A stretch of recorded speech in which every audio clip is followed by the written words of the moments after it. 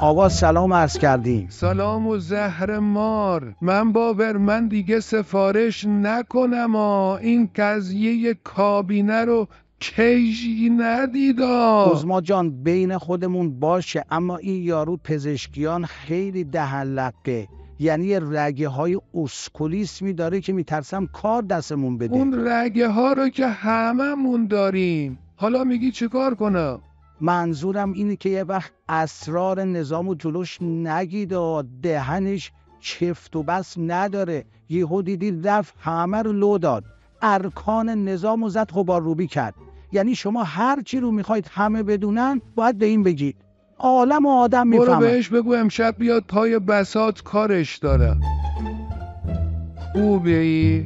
والا اگر با منویات شما سازگار باشه، اگر با سیاست‌های کلی شما منافات نداشته باشه، خوبه. ببین پسر جان، هر رئیس جمهوری که از صندوق در میاد ما یه دوره همی باش داریم، میشینیم یه گپی میزنیم، یه دودی میگیریم، بعد هم من اسامی وزرا رو میگم، اون مینویسه.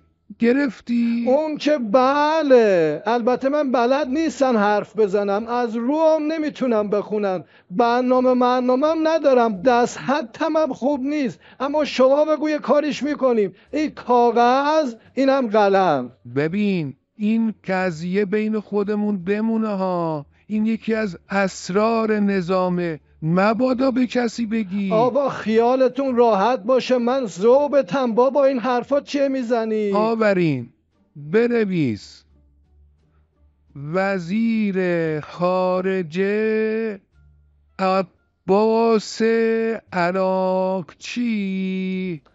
آقا ببخشید، عباس با 3 صابونه؟ تو به این کارا کار نداشته باش، بنویس نقطه سر خط: وزیر کشور اسکندر مؤمنی.